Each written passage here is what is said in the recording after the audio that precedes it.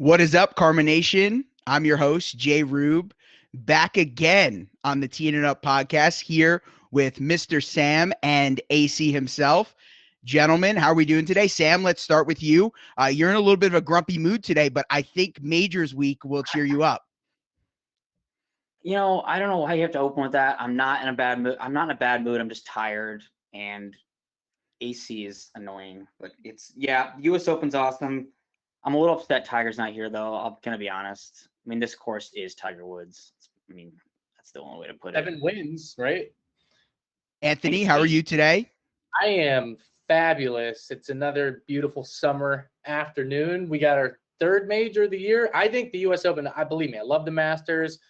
I love the PGA, even the British Open, but for some reason, I always gravitate towards the U.S. Open. I feel like, Sam, you may agree with that as well. I mean, the Masters are the Masters, but you also have guys who are fossils that show up to that thing, and the field is just like much smaller.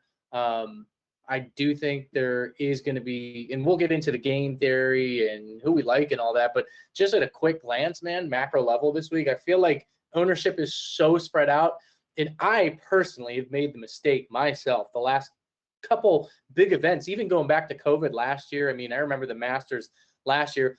I kind of outthanked myself, and I don't want to do that this week. I just want to play the guys that I know, and we'll talk about them because I think ownership is so spread out. So there's just no point talking too much tonight about ownership this, ownership that. I mean, Sam, I didn't see the projections on the website up yet, but my guess is most guys are going to be 10 to 12 to 15%. There'll be a couple guys at 5 to 7, and of course the darts, but there's a lot of guys in the 6K range that like nobody's even going to touch, rightfully so. So it just like wipes off a large portion of the board. So I think a lot of ownership's going to soak on XYZ guys, but hold me to it, guys. Don't let me change my mind. There's a couple guys I made a mistake the last couple tournaments, big tournaments, that I got away from them because they're quote unquote chalk. I'm not doing that this week. So that's all I got to start, JRueb. I'm excited to have you on the pod to talk some golf as well, so we can beat up Sam a little bit and corner him on some positions.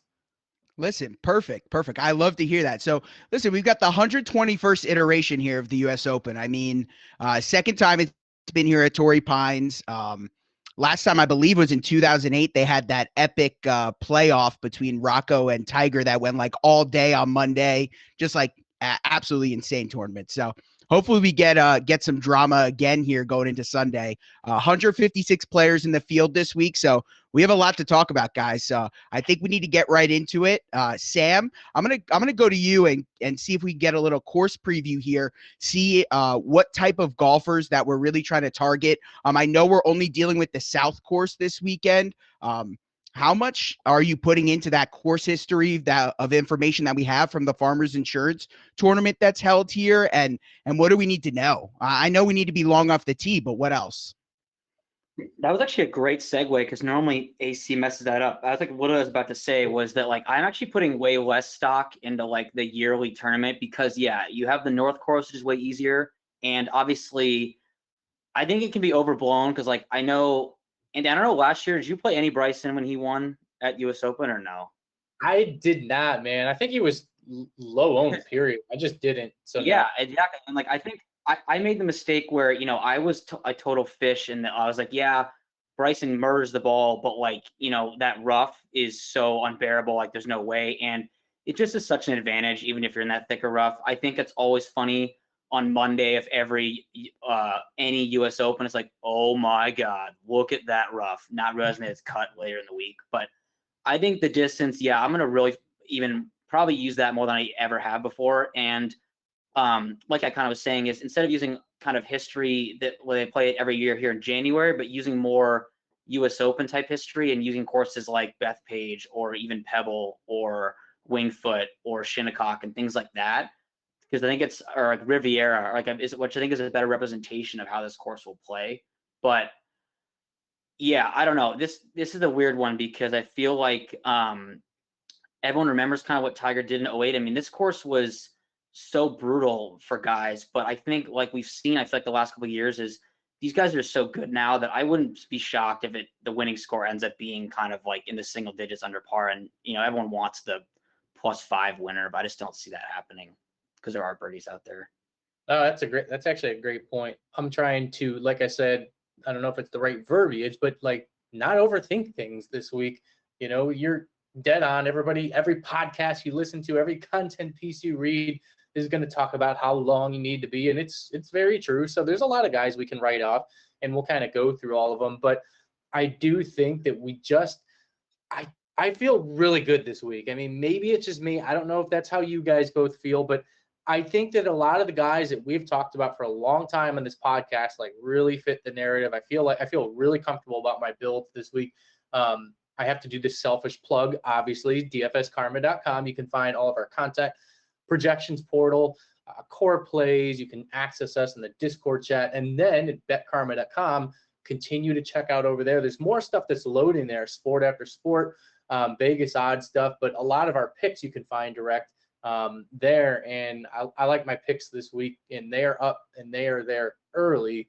Do you guys want to start up top, the top range? I mean, I know on our screen we have 9K and above, but let's just keep it real for what we normally do. Travis isn't listening right now. 10K and above, real quick. I'm going to go right to you, Sam. 10K and above. Talk to me about where you're at. I know you're not making it minus this week, but where's your head at? Yeah, I mean, like any major, it's like you're kind of just trying to like split hairs. All these guys, they're all obviously super talented. I think the strategy I'm going to take this week, which I never do, is since I despise Brooks and I hate him and he always does well, I'm going to play him to hopefully curse him to a bad performance. So I would probably avoid him because I never play Brooks, and when I do, he misses the cut. But I don't know. All that kind of joking aside, I mean, I don't know what it is about these majors. He always shows up. I think he'll end up being popular and I'll play him. But I think my favorite kind of leverage spot, if you want to call it that, is Yaget Dustin is playing Jordan Spieth because he doesn't have the driving distance, even though he's not like quote unquote a short hitter, but compared to these guys, he is. And yeah, like obviously everyone likes Rahm. I know you do. I do. Everyone. Brooks is a complete big game hunter. Bryson murders the ball, but I think Spieth could go under-owned, and it's just funny because of like he's been the best player like in the world over the last like 4 months. I like your call leverage-wise and Spieth, JRueb. So you're one lineup guy, even in a major, or do you toss a couple others? There's millions of dollars on the line this week, or will you stick to your thing, one lineup? One lineup, AC. Every sport, every day. I mean, that's all we do here. We're all in. So listen, my quick question for you guys is how do we think that Jon Rahm is going to react? Obviously, he dealt with that COVID situation when he was 6 strokes up and had to be pulled before Sunday 2 weeks ago. Do you think he's been able to get out and practice? I assume even, in his mandatory quarantine, he found a way to go out and play some golf and you know what I mean, stay in good form. So and again, I love that you're on this. It's fun. It's a U.S. Open. You just what we led off the podcast with. Let's not overthink it. Jon Rahm, just like you said last week, I mean, you and Sam had a great discussion on Rahm last week. He's the best player in the world. I mean, Sam and I talk about this month over month, year over year. Yes, he's not going to always win, but Jon Rahm's the safest play on the board. I mean, you play him if you want. It just becomes a math game of can you get a optimal build if that's what you want to do. In my humble opinion, JRueb, we'll talk game theory next a little bit. The pop quiz I was going to ask you is, I mean, are you yourself one lineup guy? Are you taking a guy up top in the 10K and above range? I want to know that first, and then I'll ask you a second question. Yeah, it's difficult. I mean, once you get to building and, it's really appealing to get up to these guys like Jon Rahm or, we talk about length off the tee. Bryson has to come into the conversation. But once you get to construction, some of these guys in the 9K range just kind of fit build so much better. And I think we have some really good golfers in that high 7 and 8K range that I really am prioritizing. And I might not be able to get up to these guys. I think if I was going up to 1, it would be Jon Rahm. I know that this isn't a Bryson podcast, but I mean, there's nobody who's better off the tee than him right now. So, I mean, we have to consider him. What are you guys doing with him this week? I know generally we aren't in the Bryson camp and we'll likely avoid him, but how are you guys handling the Bryson situation this week? I'll steal it from you, Sam, and then you can interject. So I'm never Bryson guy ever. But Sam kind of dropping some hints. And the reality is this is the U.S. Open. And I love the Brooks Bryson. Like, I'm playing a few GPPs in 3 max entry this week, and then of course I'll do my normal like $5 MME using the optimizer, which you can access on the website. I love the dynamic Brooks Bryson combination. I mean, DJ's still going to be in play. I understand, Sam, Jordan Spieth definitely some leverage. I'm probably Xing out of Spieth in the player pool this week. In my opinion, JRueb, like, you can win a lot of money starting with Jon Rahm this week, because I feel like I know he's going to be owned, but it's just so funny because everybody's going to do the same thing. That's why I wanted to ask you. You're a good one lineup DFS player, period, not golf, all sports. The fact that you already know that you're dropping down confirms my thesis, which is what I was going to ask you to begin with. If you're dropping down, I mean, that's probably what Sam's doing in cash. That's probably what I'm doing with my quote unquote optimal build. It's already appetizing now taking one of these guys up top if you are a single lineup guy and just figuring it out, like playing a couple of the low owned darks. But to your point, the range sucks in the low 7s, the high 6s. Like, it's just really tough to build an optimal build, but you can win a lot of money with one of those guys this week. Sam, are you kind of feeling that way? Because you usually make 3 GPP type lineups, right? I mean, you're obviously going more on Bryson and Brooks this week than you normally would as well, right? Yeah, and that's like when I say like playing Spieth, I would never play Spieth in like quote unquote like my main lineup, my cash one, just because I mean I don't know, it's hard to ignore. Even though I think it's an interesting leverage play, the driving distance thing is definitely real. But I just think, to your point, that I think almost playing someone like Rahm, I'm not gonna like sound like a complete idiot and say like it won't be owned. But owning Rahm and a high 9K guy and then dropping down to the 7s will be so much less owned than if you like look at the board. It's like, okay, in cash, people are going to start Xander, Patrick Reed, Tony Finau. That's what's going to happen. I might do that too. So it's like stack balance build because it's soft pricing. I think it makes it a lot. I mean, if you can find a way to have someone like Rahm and then play like Hovland with him, I think that's not going to be as owned as it might normally be, because for some unknown reason, like Justin Thomas is under 10,000 for whatever reason. But all right. Yeah, I don't know. Let's perfect. pivot. We're on this range too much because these guys are all going to be owned up top. Last summary, what I'm getting from all of us is it seems like it's Rahm, Brooks, Bryson. All right, move on. 9K, Patrick Reed on up. I'm going right back to you, Sam. More rapid fire so JRueb can get in and then I can get in. Rory to Cantlay. This range, we don't need to talk about Xander. He's the best play on the board per value, hometown narrative, blah, blah, blah, blah, blah. Play X-Man in cash games or you will lose. All right. Sam, what else are you doing in this range? I love when he says that. That might be an auto miscut. Yeah, I mean, Xander, obviously, like, I think I always just laugh at how like insanely popular he is. Like, his history is like second to none. I think he's finished top 5 the last like 4 US Opens in a row. I think that's funny that I don't know why that would matter, that should be 14 to 1 odds. But he obviously, and then the hometown narrative is big. I mean, he's going to be over 20% on. But I think I kind of mentioned it a second ago.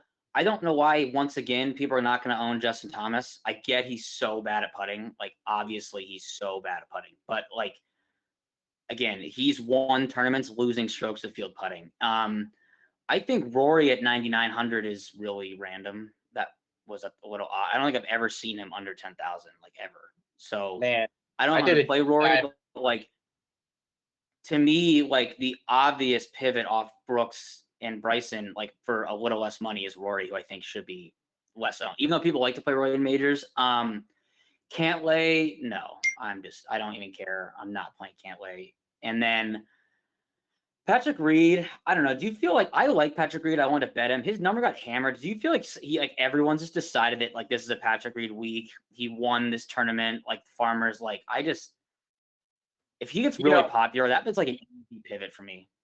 It's been such long years of staring at data. I don't give a shit. Like, I know Patrick Reed's won here. I'm not playing Patrick Reed. I just don't play him. I mean, you write him up a little bit more than I do. And frankly, you kind of hit on the weeks that you're on him when you should be, I guess, and you're off him when. Yeah, I've been lucky with him. I think he's going to be secretly like really chalky, like even more than we projected. I think that's an easy fade. I mean, JRueb, what's your vibe on this range? I mean, you're one lineup guy. you will have zero leverage, just telling you, playing Xander. But in my opinion, he's probably the first guy that most of all of us in the industry will agree is just mispriced. He probably should be 10.3 in my opinion, 10.2, something like that. Yeah, I mean, like you said, I mean, the history speaks for itself for him here at U.S. Opens. I think an interesting guy right above him that you can gain some leverage on the field with is Colin Morikawa. I mean, yeah, we like to target him on those courses where the second shot matters a little bit more than being long off the tee. But I mean, we've seen how hot Morikawa can get from time to time, and he's in really good form right now. So I'm definitely interested in him and gaining some leverage on the field there. I mean, I think we hit this 9K range pretty well. I mean, it's Xander, and then all around him, you're getting contrarian with some leverage spots. If we drop down below 9K here and move on to our next tier, I just we want have to say to one thing. go One ahead. thing. None of us said his name, and I kind of am digging it. I know he's going to be owned, but he's not going to be mega chalk. And I think people think he's going to be mega chalk, but there's the X-Man's there, Cantley's there, Morikawa's there. Dude, I am playing Victor Hovland. I tried already tricking myself saying I probably shouldn't play him because he's going to be 30% owned. He's not going to be. He's going to be 50. He's definitely not going to be. Definitely not going to be. Hovland. He fits this No. course so perfect. Absolutely perfect. Yeah, being right next to Xander, it's like an auto 5% less than he should be. It's pretty lucky for that in that way. Yeah, I agree. Very lucky this week because he should be higher owned. So I just wanted to touch that. But keep going, JRueb. Yeah, I mean, you got to love when situations present themselves like that, when you can see the clear leverage spot, and you know that those are the situations everyone should be taking advantage of. But listen, we can't bury the lead here under 9K. We got to talk about Tony Finau here at a major, chalk again. Going to be the mega chalk in cash games. AC, are you playing Tony Finau in your main lineup today? Fucking Lutely. There you go. You guys dog on me month over month. Well, Sam does. I mean, I don't care. He does scare me. I gotta admit, he's scary play. It sucks that he's gonna be chalkier. I guess it just is what it is. But I'm playing Tony Finau. Like if you look, you can chime in 9,000. Put him at 9,000 instead of 8,900, and he would not be as chalky. The 8 kind of annoying. Very, it changes people's minds for better or worse. But anyways, his strokes gained historically here on the South course, if you really filter the numbers out, it's egregious. I mean, he ranks like top 5 in a number of the categories that you want him to rank in. He's playing better than I think people even think. I mean, he does have blow up rounds at times, but to me, it's just like an autoplay. Like his putter's been so bad, and he puts better on POA historically. So, I'm calling for some positive regression. I mean, he lost 5.5 strokes putting last week, 4.5 at the Charles Schwab. I mean, big game, Tony. I'm playing him. I know he's going to be owned. I got to find some leverage elsewhere, I guess. But again, all these guys, I mean, Sam, take over from here. But there's a lot of guys in the AK range, too, that are going to be owned. Like, if you're playing one main lineup, I mean, yeah. I mean, the easiest pivot for me ever. I was going to play him anyway. I mean, Hideki is like not going to be owned again, which is hilarious. I know. It's like, I mean, literally, I like keep playing him after the Masters, and he keeps like, I mean, PGA, he had like that one, I think it was a back nine on Saturday or something. He had like 2 bizarre like triples or something, which kind of like torched his whole thing. But again, and he went back to his normal putting where he lost like a million. I think for the PGA, he lost over 10. I don't know how that's possible. I don't even know how you can do that, but that's pretty normal for him. So I love that play. I think I'm like dropping way down. You can go back up in the 8K range. Know whose history I did not know is insane at the U.S. Open is Louis Oosthuizen. Well, obviously, I'm not. I mean, I get it. He'll be in one of my 3 max. His last 6 starts, 3rd, 7th, 16th, 23rd, 23rd, 2nd. What the hell is that? Man, I'm telling you though.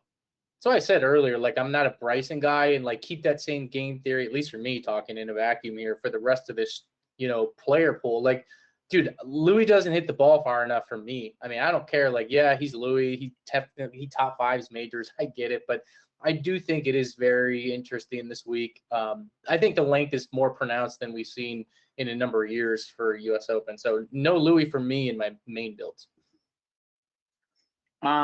Are you playing the old big game hunter Willie Zalatoris? I will can't in decide. Max entry. Absolutely love him this week, and frankly, I'm considering getting weird and pivoting off Finau, which I know I won't, and going to Zalatoris because his long iron game fits this course really well. He's really good from 175 to 200 to 225 range, which is something we're really taking a look at this week. And he's way more accurate than people think. He played really bad at the Charles Schwab, so he's been, and I guess the Wells Fargo a little bit too. So yeah, he'll be lower owned. I like him a lot, though. I still think he fits the mold that we want. Yeah, listen, I'm going to be right there with AC playing Tony Finau in this range. I mean, I can't get off it. I'm riding the Finau train with you to the death here, AC. I'm going to be on Tony Finau. I'm telling you, he will start +2. Just let him go. Yeah. I'm fine with that. I like Finau more than Xander for sure. Yeah, wow. I do. That's huge coming from Sam right there. I mean, it really might be a Finau week if all three of us are. I mean, like Xander will finish top 5. His ball will kick off like a person's foot and like he'll make eagle, and then he'll like hole in one, and then he'll like shank one off someone's head, and then he'll come top 5. I think what's interesting to me is I think there's a couple guys to be owned in this range, like Finau, obviously. Louis, I think, will get a lot of traction because of his history. Zalatoris. Are people for once just not playing Corey Connors? I thought that too. I'm playing him in my 3 max. I'm taking I love him this week. I mean, I tried playing my main one. He might be the lowest owned guy in this range. Like, absolutely might be the lowest owned guy. Yeah, besides maybe I agree with the exception of the only guy who might be low on would be like Webb, just because people think because he hits the ball short he can't compete, which is hilarious. Yeah. He's won a U.S. Open, but I agree with that. I think it's an interesting one. I mean, again, if I like Hideki, why would I not like Corey Connors? Like the same player, except I'm with you. I think Connors is like low key one of the best plays in this entire range with leverage. He's a guy I'm going to go overweight in the optimizer. I mean, he hits every fairway. He's long enough. His proximity in that same range we were talking about, Zalatoris, is literally unbelievable. I mean, it's got to be like top 5, top 10 in that ball striking range of 175 to 225. Yeah, I mean, he just sucks with his putter, as we know, but so do some of these other guys, like putting. Sam and I, JRueb, I don't know how much you actually listen over the course of time. We say it every week. Like, I don't look at putting stats. Like, I actually look for the guys who are putting really bad, and I just try to catch them on a good week. I feel like that's honestly a really good, positive regression indicator. I mean, it's really hard to go vice versa as well, but I mean, who cares? Maybe he putts well this week. So let's move downward a bit. We didn't talk about Scotty Scheffler. I think he's really intriguing. I always bring him up, but I don't think anyone's going to play him. Or Berger. You love Berger, Sam. Berger's a weird one. I don't know. He's been letting it. Scheffler, I don't know why I have this thing in my head where I just want Scheffler like these a lot like heavier birdie making courses. I just feel like he scores so well on like par 5s, and these ones are long as hell. I mean, I don't know. It's one of those things I write about all the time where I'm like, Scotty Scheffler's 8,500. It's like, why would I play him like over Connors or Hatton or Louis or Hideki? Kind of that somewhere range. Let me take the lead on the next range because I want to mention one guy that I almost shot myself in the head because I said the same thing at the PGA Championship. I said, there's no way in hell I'm not playing Paul Casey. What did I do? I didn't play Paul Casey. I don't even know how it was physically possible. I don't care. I'm playing Paul Casey this week. You can tell me he's 45% owned. I'm still playing Paul Casey this week. Paul Casey is the epitome of the golfer I want this week. I mean, yes, can he hit it a little farther? Sure. But he's extremely accurate. His ball striking and approach game is unbelievable. He does play. I've noticed in big tournaments over time, Casey's short game does kind of come around. I know it's a little bit of a weakness, but I am playing Paul Casey this week, and I don't care how high owned he is. I'm telling you, there's so many guys this week. He's not going to be like egregious chalk, right, Sam? I mean, what am I missing? Yeah, so I'm not playing Paul Casey or Fitzpatrick, and I might not play Abraham Ancer either. I'm not playing. And that's not to troll you. That could change. I think I would play one of Casey or Ancer. The only time I'm saying not both is because those are 2 guys that are so quintessentially going to pop in everyone's stat models. And like, I don't know if you saw Ancer's betting odds, which are hilarious. Like, Ancer hits the ball like really short. First of all, I like Ancer, but he hits the ball pretty short. But Casey, I don't know. I mean, I think there's guys who can't succeed without this distance. It's not the end all be all. Like, everyone likes Patrick Reed, but he doesn't hit the ball very far either. I just think it's one of those things where there's no narrative behind it. It's why I fade Harold Varner every time he's owned. He just for some reason sucks. It's like Casey is just, why does DK do this? Like put him at 84. It's like make him not mega. I don't know if he's gonna be chalk, but if he is, I will. JRueb, as an outsider who doesn't play as much DFS golf yet, now you're getting addicted. What are your thoughts on Paul Casey? Listen, there was one guy who really jumped out to me, and it's so funny that both of you are saying that all the models are going to love him and that everyone's going to be on him. I actually think he's going to probably be pretty chalky in this range, and it is Abraham Answer. He popped off the page right away just looking at some of the betting odds and stuff. Sam, is there a reason that you think that his odds are too short right now? I think he's going to be really popular in this range, and it almost looks justifiable. Yeah, it's because his current form has been insane. Like he just missed a cut at Memorial when I was on him, but before that, he had 9 top 25s or better in a row, including 4 top 10s or something. He just I don't know. It's just hard at this price. I don't think again, when you're under 8, it's not like he has to come top 5 to pay off value. He's just one of these guys where he ranks out really still in stat models, but it's Lucas Glover is great stats, but we know what Lucas Glover does. He doesn't really win. Former U.S. Open winner, Lucas Glover. But I just don't know if I would eat that chalk if he gets up to a 17, 18%. There's just no way. I would rather play Justin Rose, who we skipped over, by the way, or AC. I thought you were going to say Fleetwood, who sucks. Funny you bring him up in my 3 max entry. He's a guy who will be extreme. This is the first guy. Now we're getting into the 7K. Dude, honestly, 8K and above, every single golfer, because nobody's going to be playing anybody in the 6K range. Ownership is going to be so spread. That's why I didn't want to talk about ownership too much tonight. It's all going to be the same until you get into the 7K range. I do think that Tommy Fleetwood is one of those. There's a couple other guys. I actually am intrigued. Yes, Sam, you know me.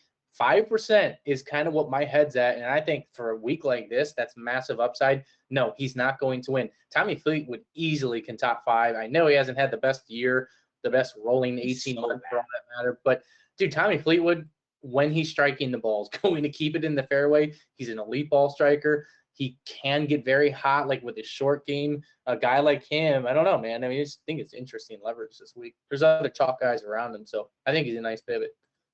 This could be a noisy stat, but if you look at stats like doubles avoided, Fleetwood just loves doubles. He just loves making doubles, triples. I don't know. I just think Fleetwood is so overrated, but that's neither here nor there.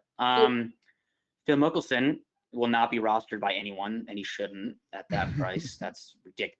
That's just oh my God. He probably will play well, actually. I mean, I'm sorry. If Phil wins back to back, that would be insanely epic. I wouldn't be mad, but come on, no. The boomers will be. I mean, yeah, the boomers will be betting him.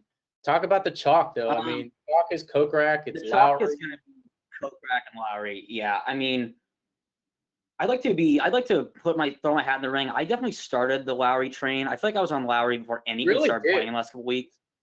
And then he, of course, hit the ball 4 times out of 1 bunker, or he would have been in contention at the PGA. But he was your cover boy last week, or the year before the week. I think both of those guys are good. I do really like Kokrak. I know you do too, probably. I think Kokrak is a sick play.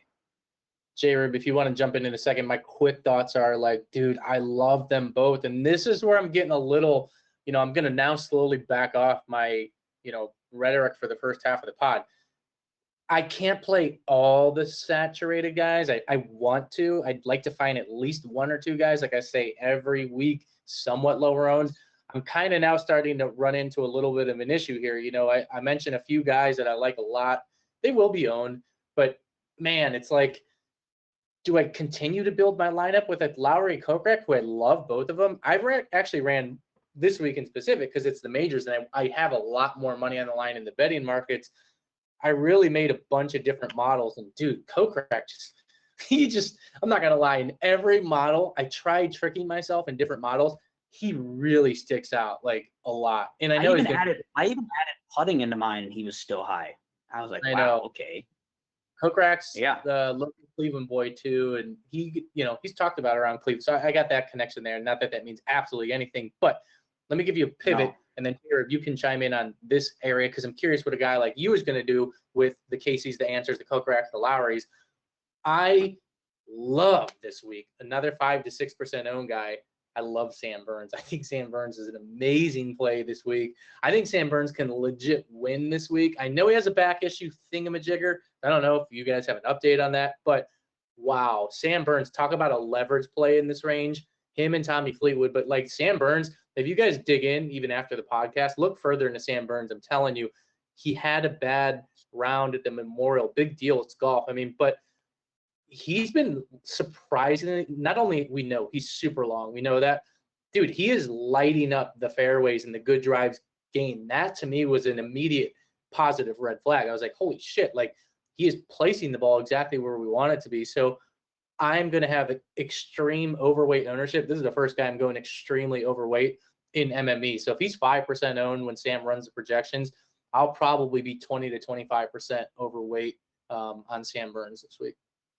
Yeah, I think a popular strategy is going to be playing multiple guys in the 7K range. I mean, that's what's going to allow you to get those balanced builds and those optimal builds in cash games. So it makes sense that a lot of these guys are going to be popular. It's definitely the route to go. And like you discussed earlier in the podcast, AC, now it might be a good time to flip the build on people and try to take some stabs at these cheaper guys we're going to get into next in order to get up to those above 10K options that we don't think people are going to be able to do just with the way roster construction is shaping out. Just one more question on one of these guys in this low 7K range, and then we can move on. It looks like Charlie Hoffman's going to gain some ownership here.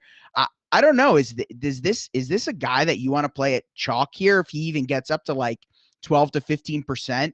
Because it looks like it might be leaning that way. Charlie Hoffman ranks second in my freaking model. He's going to be freaking popular. And this is when it gets egregious, like you were implying. When you get a 7,200 guy now we're almost call it like 7K flat range. This guy's going to be 15% owned. Now it's a little bit like, believe me, I wanted to play Charlie. When I first made my build, he was in my first lineup. I probably should leave him in there because he'll probably come in third place. Charlie Hoffman, Sam can chime in. I mean, he's good.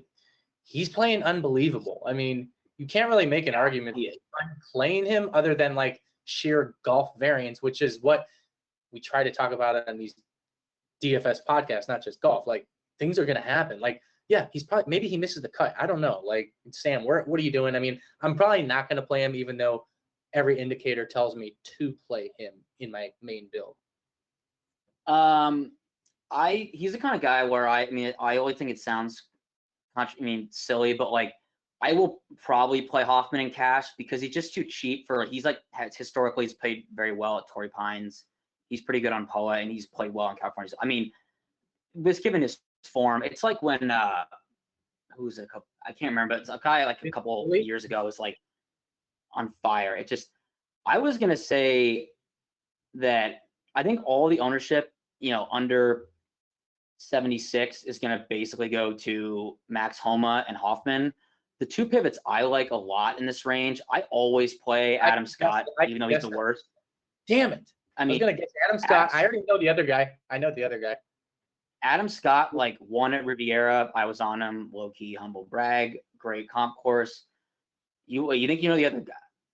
His name is Woodland. I actually didn't want to mention Woodland because I always do, but I do like him as well, obviously.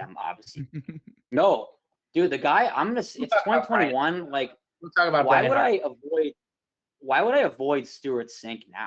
Oh, get out of here with Stuart Sink. I know he's hitting it longer. We stabbed it. I'm not playing Stuart Sink in this court. Okay.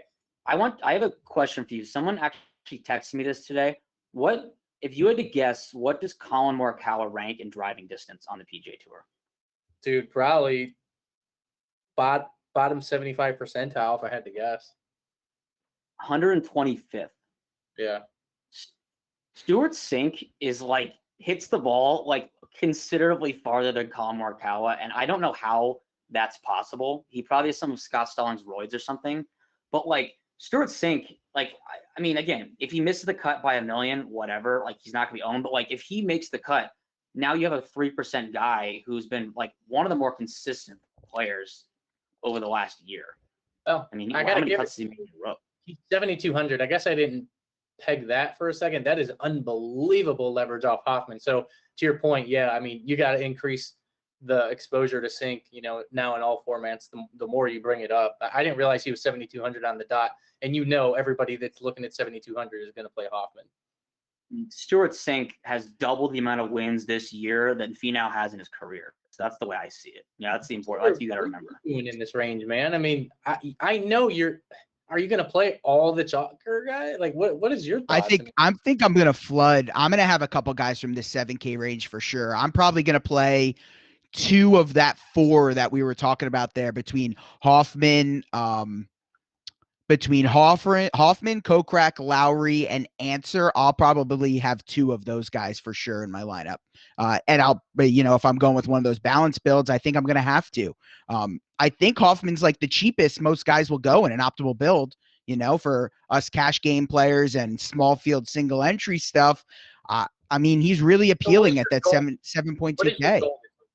What is your goal this week? Are you just trying to cash and double up? Like, honestly, is that? Yeah, well, I play a lot of cash games, and then I play the smaller field, under 100 people, GPPs and stuff, where I'm not getting as crazy as even sometimes you like to do, playing those sub 5% owned guys. I may take one stab and get a little different there, but generally I'm playing the pretty good plays. That's just the kind of player that I am, and I know Sam likes to play in those large 3 maxes, and you like to throw some stuff in the 150 max. That's just not the type of player I am. So listen, I stick to the good plays. Play the good plays. That's what I subscribe to. I would be remiss if I did not ask. I mean, there's no way you guys are not playing Carlos Ortiz with me, right? There's no way. Like, I can't be the only guy.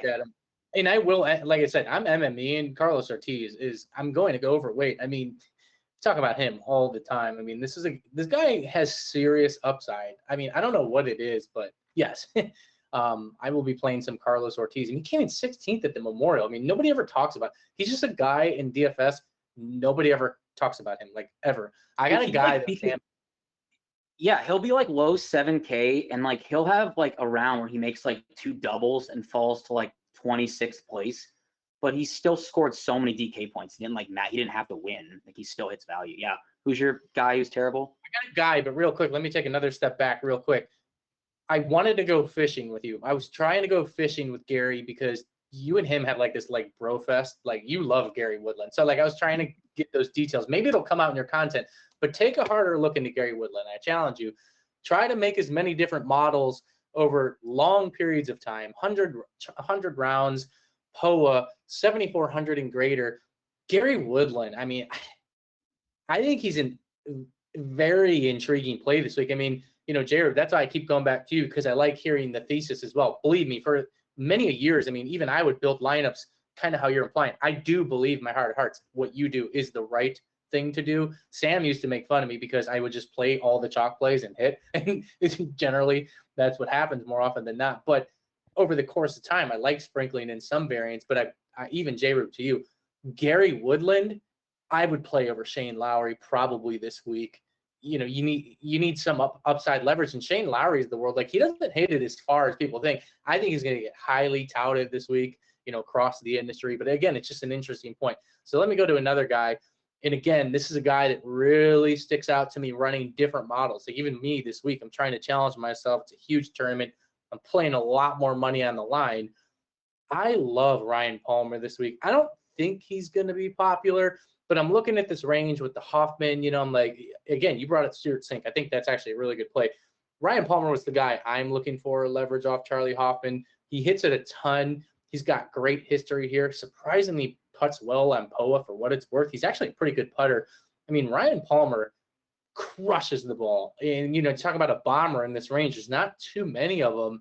So I like Ryan Palmer is leverage down in this range. I like him a lot. I mean, I would consider Ryan Palmer and cash. And Sam, Ryan Palmer earlier in the year would be mega chalk here, and I don't think he's going to be. I agree. It is the Tory history. I think he's stats wise kind of. The problem is he's like the anti like Hideki and Corey Connors, where he's like can be a fine putter, but he's so bad at chipping. Whereas like Corey Connors and Decky are great chipping, they just don't make any putts. Yeah. So that's my only issue with him. I do agree though that he will not be only in like a random older guy like Stuart Sink hits the ball farther than you think. I was gonna say on top of that, like I mean, Ryan Palmer's a bad example because he does hit it far, but someone like God, I get very with this guy all the time.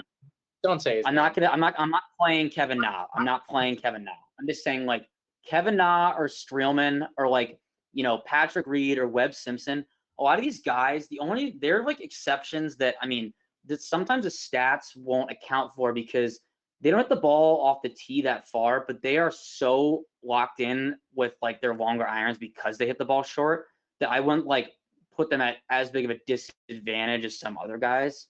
So like, I always play Streelman. I mean, this is not probably the course fit for him because he didn't kill the ball that much, but talk about guy, like if you look at a stat model, I mean, he's one of the best in the field.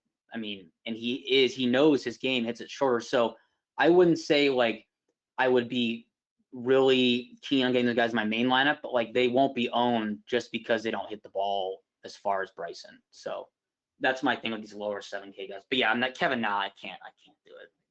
I thought you were going to say something about Cameron Champ, and I was trying to stop you before you even got there. But yes, Cameron Champ will drive the ball 400 yards. I don't know if I've ever once in my life rostered Cam Champ. He is so bad. He does come in last. He does have an edge. You got to admit, he's actually got an edge this week. I do think it's somewhat intriguing. He's actually better on short courses. Sub 7K. Sorry, Rube, I stole your thunder. You can introduce you're good. I was going to transition us here. I mean, we could talk about this 7K range all day, it sounds like, with so many good plays. But, and you know what? I think in a lot of those optimal builds, that's going to be the route that a lot of people take is living in that 7K range. We already talked about it earlier. Not a lot to guys love here below 7K. Give me a couple guys that we could throw some darts on in GPPs that allow us to get to that upper 10K range and get some of those premium guys in our lineup. Sam, it sounded like you were kind of excited to do it. So go ahead, you lead us off here. Funny because AC bet him. I'm probably gonna bet him like top 10, top 20. How does cheap shock Johnny Vegas sound? That's what's about to happen. Like, I think it just like he's rating out in every stat model because like he just under 7K, he crushed the ball last week. It's like that was the worst case scenario. Yeah, that was bad. I did bet that before the end, and I didn't even see what was going on in that tournament for the record. But yeah, so I will say I like him, but like man, that just seems like people are stuffing in like 4, 8 to 9K guys, and then like Hoffman and Vegas. That's like what I think the chalk has. So I would not play history here. I like Lanto Griffin there. I always say I like Lanto at 6,800. Yes. Easy pivot off of Johnny Vegas. And like Lanto's got some game, man. I mean, we talked about this guy for 6 months, I feel like, and it hasn't truly worked out in our favor, especially considering he's missed 4 out of the last 5 cuts. But I'm telling you, sometimes you just got to stick with quote unquote hashtag the process, right? I do like Lanto Griffin. He's just been struggling lately. So I think that's an interesting play. I'll say one guy that I always talk about, and then another guy that you don't even know who it is, but he's really good. So obviously, I'm going to play Brendan Steele. I mean, it's a Brendan Steele course. We're in California, dude. I mean, Brendan Steele, he's going to miss the cut by a couple hundred, but that's okay. He's only 65. I think he's going to be popular. If you want a good guy who's played a lot on the Corn Ferry Tour, Taylor Pendrith, 6,500. No one's going to play him. He hits the ball like really far. You dabbling down in this range? I guess not for one lineup, probably. No, probably not. I mean, I actually like that Lanto call. He was the one guy that I saw popping in models, and he looks like he's going to be a fraction of the ownership of Vegas. So talk about a good pivot down in this range, especially Sam, if you think that Vegas is going to be a part of, the chalk cash build. I definitely think Lanto could provide some leverage. But yeah, that was really the only guy that stood out to me here. I don't think I'm dabbling down in this range as much as you guys probably are in, your large field GPP streets. The way I view stuff like this, it's like how like when we talk Masters, like you can take the bottom 12 guys in the field who are just in there because they won before and just X them out. A lot of these qualifying guys, I think First of all, and if anyone's interested, like you should look up some of these guys qualified. It's really, really cool, and they're good guys, but they're not going to do well. And also, one thing I forgot to mention at the top is this U.S. Open is top 60 in ties, so the cut is even less people. So like, it really, okay, the lower 6 is 6 and take more chances, but for me, it's like, there's really such little upside in taking any of these guys who are under like 66 or 65. It's like they're making the cut equity is just so low. Well, and also too, I mean, as the tournament comes or our podcast winds down here and comes to an end, like JRueb, we'd love to have you back, like on even some more normal tournaments. The reality is, in the normal tournaments, there are guys in the 6K range that we actually can play and we can like get weird with, especially in like, MME formats. But like even in MME formats this week, it's like I'll be Xing out like 90% of these guys. And that's why I led off the podcast with everybody's going to be 10 to 15% owned above, because everybody's kind of doing the same thing. And I've noticed, maybe this is just me and bad luck, I historically have not done well in these US Opens and the Masters type of fields in DFS because there is more luck, right? Like there's not as many low owned plays you can actually make. I mean, again, that's just the sob story for me not doing well, but it's true. Like it's just math. Like when everybody's Xing out the same guys, there's just not as many guys left. I'll leave you with this, and then we can finish up with like our one bet that we like that's not a big favorite. As I was scrolling down, there is somebody here, Sam, you're gonna like this play. If you're playing your 3 max entry, like why not? He played terrible, I believe. I'm clicking on it right now. He made the cuts at the Memorial, but his strokes gained were awful, but his putter was on fire. Troy Merritt, 6,500. We've talked about. I knew you were going to say Troy Merritt. I knew you were going to say Troy Merritt. The ball. I mean, dude. I already wrote him down 2 minutes ago. I wrote him down to look into it. It's not the greatest play. Again, just like a fun guy that you're looking at. Like, you want 5% owned who's going to be 1% owned. So it's just a thought, right? So I'll go to JRueb. We'll finish the podcast. Your favorite outright bet of the week that is not the John Rahms of the world. It's time to tilt Sam. Time to get you going, AC. I mean, I'm going to do it. I'm taking Abraham Answer here. I'm going to take the chalk. I'm going to take the chalk DFS guy here at 70-1. Give me Abraham Answer as my pick this week to win it. I know that I'm not looking at you guys, but I assume you're eye rolling me right now, and I'll never be invited back. Sam, who you rolling? Actually, at that number, the way the number I saw was 50. So actually at 70, I really don't hate that bet at all. He's probably not going to win, but I'd say my longer shot guy I would take would be. Oh, okay. If I still have this number, which I don't think I do, is I will totally take what's his name? I would take Justin Rose if he's still at 66-1. I'm going to stay on brand here to fight JRueb to the death with the DFS play as well as the bet. At the same price point in DFS, I'm going to continue to say, and for me, I know there's luck involved. It's a wide mile. I prefer Paul Casey by a lot over Abraham Answer. And if it becomes Answer is much more owned, I mean, I feel like I have a bigger edge than I thought this week. I mean, I see it with Answer. But again, JRueb, that will be our little battle this week. I'll take Paul Casey, who I've already bet at BetKarma. I got him at 70-1. So that's the guy that. You know what? I'm changing. I'm going to Hideki. I don't even care. He might win this tournament. Yep. Dude, nobody's going to own Hideki in DFS. It's just fascinating. I mean, he actually is play, but. Yeah, absolutely not. And then when lose it. All right, perfect. Hey, thank you guys for having me on again. Shout out to Sam and AC for all the incredible content that they're putting out all week long for the Masters. Make sure you check it all out at dfskarma.com and at betkarma.com. I know Sam will have his extensive article and final thoughts up. AC will have his core plays. Who knows? Maybe I'll even throw some core plays up in our free Discord channel this week. Really get the people going. That'll really be spicy. All the chalk plays, I'll throw like 4 of them in and everyone will just laugh at me. It'll be fantastic. But I will have Answer and Fee now. That's for sure. All right, As cool. long as Brooks doesn't win, I don't care. I don't even care who wins. As long I as don't it's want not Brooks. to win. my care. Yeah, I luck mean that's this the week. that's the storyline this week, right? The Brooks versus Bryson. How about them for a Sunday pairing? Let's make that happen, PJ Tour. That's how you get the ratings up. If that That'd be happened, kind of a- I did not win in TFS, so I don't want that to happen. But yes, Yeah, that would me be too. fun to watch. Listen, I'm here for the storyline. So as always, thank you guys for tuning in. Make sure you like and subscribe to catch all of the amazing content every week and every day here at DFS Karma and Karma Media Network.